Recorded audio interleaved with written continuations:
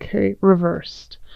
All right, so in the center we have the Six of Cups. So this could be, a feeling of nostalgia coming, and that makes sense because you're in the midst of Mercury retrograde at the beginning of January, and so it's just kind of like looking at the looking to the past, and really, smiling and looking at it as like the good old days and being nostalgic about it, and kind of wondering where certain people are in your past. But it's also a sign of being content where you are as well, because you're looking to the past thinking, oh, it was so wonderful, but you know what, I feel really good where I am. So the Six of Cups is a really lovely card of giving and receiving, of letting go, and of holding on.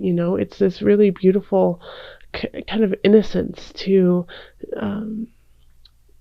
the way you're going about life. You're like, oh, I loved it back in the day, but I love it right now in this day. So this is a nice card to just have permeating all of your January.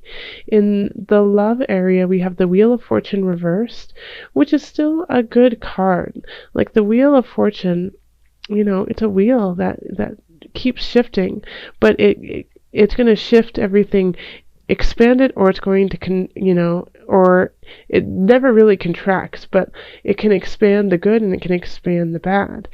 And so next to it we have the Three of Swords, which is a card of betrayal, a card of third party interference, of sadness, of heartbreak, emotional confusion. And so having this Wheel of Fortune here, and then the Initiate, I feel like if you are with somebody, there could be, you could be feeling really, really positive about where you are. You feel really content with them. But then something happens, and like there's a third party interference, and it doesn't always mean cheating. It could just be your partner is starting to be more distant and hanging out with their friends more, or working more, or with even their family more. And so it's just your dynamic with that relationship is changing. And so you're going to, a good place to find solstice is in a group setting, because the Initiate is, organized religion in a way. It's the church. It's the very clear cut. It's the establishment. So it could be that you find solstice in your job, you find solstice in your faith, or it could also be that you meet somebody in the establishment or in the faith that you really, in a way, kind of heals this past wound of the Three of Swords, and just changes your outlook on life, changes how you've been very upset, depressed, with no joy in your heart, and somebody comes in and plants that seed of hope. So that, yeah, this is an interesting spread. If you are with somebody, it definitely does mean that the dynamic is shifting, good or bad. So just, be cognizant of where you are in this relationship and how much you are contributing to this dynamic. Yep. Okay. And if you feel confused, then go to a space where you feel, the structure and the boundaries are healthy for you and help you kind of see things clearly. So it could be a church, it could be, an establishment of sorts, but it could also just be a great community that you have created and cultivated that all have the same mindset. So this could be, like a book club. It could be,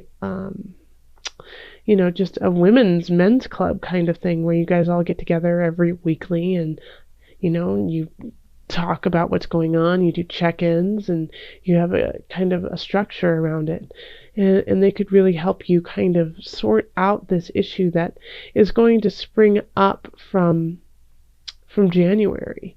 And the Queen of Swords could have something to do with this. This could be your partner. They could be acting like this. Like, even if they're not an air sign, they could be acting cold. They could be doing things out of a selfish space, that they don't really care about your feelings. They are doing what they want to do when they want to do it without you. So this, and so that could kind of set you off a little bit and be like, wait a minute, there's no I in team, and make you think about where the relationship is. In career, we have the Ten of Wands reversed, the High Priestess reversed, and then the Five of Swords.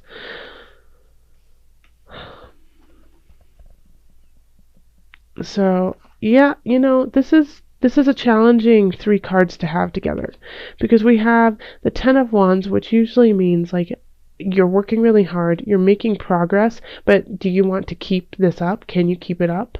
All the work that you're doing. But it's also like, when it's in the reverse, it's, you're still working hard, and it's really just not showing it. It's like you've reached the limit. There's no more growth that you can possibly do unless you change jobs or unless you change your position. So it's working really hard for no reason at all. And you're working in a job that is emotionally and spiritually unfulfilling. And so you feel completely blocked off and closed off of yourself because of the work you've been doing. It's exhausting you spiritually and emotionally. And so in turn, I mean, it shows up in health over here. But I digress. So you're feeling like a lot of people are feeling exhausted and have been for the last few months. But the Ten of Wands, you're working and no progress, and you're feeling emotionally blocked. You feel disconnected from yourself, and so this is causing a fight within yourself, but it's also causing some friction at work. Because how could it not? When you're not in an equal place, when you're not in a place that makes sense to you, that feels like you are in a good vibration, you're going to snap. You're going to snap at others. People are going to snap back, and they can feel that energy that you're giving off of feeling emotionally unstable and overworked. And so what you have to shift something in your job. So whether it is that you're like, okay, I'm working really, really hard and nothing's happening, then you need to find another job, which is a possibility. Or you need to be like, you know what, I'm not going to work this hard. This is pointless. There's no reason for me to be doing this when I can get it done in half the time. Okay? Because it is going to bring up some issues, and you could be having some fights and quarrels with coworkers because you're not in a healthy place at work. Then we have finances, and we have the Chariot in reverse, and the Tower in reverse, and then the Lovers. So, like I said, you guys, some Scorpios are going to be splitting or shifting their relationships, and it could be divorce, and it could be separation. Seeing as I see, we have the Tower and the Chariot, both reversed. So having the Chariot reversed is like not being able to move forward, not being able to see the future financially, like you feel completely stuck. And it could be due to a minor situation that just popped up. Having the Tower in reverse, it kind of just lessens the blow a little bit, but it's still a blow, and this is a financial blow. So something is coming up, and it has to do with contracts with others soul. It's like with soulmates that you have. Having this here is saying that you're losing money because of a relationship that you're in. You're losing money because of a contract you have made with somebody that you care about or feel cosmically connected to. So be careful. Like my word of caution here is, if you are about to enter into a contract with somebody you love or care about or feel connected to, I would really have somebody else look at this contract. Have somebody else, have a fresh set of eyes look at what you're doing, because you're not seeing clearly with work, and things are shifting here. So I just don't think you're catching all the details. You're not catching everything that you should be, and that is okay. We all go through that. There's always times in our lives when we just can't see everything for what it is. We have too much on our plate. So I would recommend financially, if you talk to an accountant or a lawyer or somebody who can just give you a professional opinion, because this challenge, this financial challenge, is going to stem from a contract, from a connection with somebody close to you. And so it's really hard to separate, business from emotion. Okay, and then in health, we have the Emperor reversed, strength, and then the Knight of Cups reversed. So I feel like you want to go somewhere, you want to do something, but you just don't have the capacity right now to do it. So it could be that a physical ailment is up, or it could be that you just don't have the money right now because you're, figuring some things out with a relationship, and it's just costing you a lot of money. But it really would do you good if you could, in a way, rise to the occasion and just go anywhere or somewhere, whether it's half an hour away, whether it's 2 days away. You need it, because we have the Knight of Cups in reverse. So this is, again, messages coming in from your body that I'm unhealthy. I need your help. I don't feel good. I feel really depressed. I feel sad.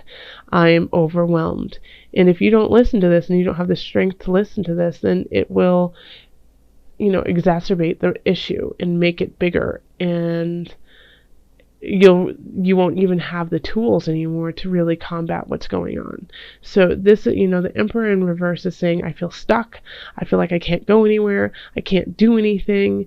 I don't know what to do. I don't feel like I can make it. Well, yes, you can. You do have the Strength card here, and strength is related to Leo. Okay, so go out, have fun, go play dodgeball with some kids.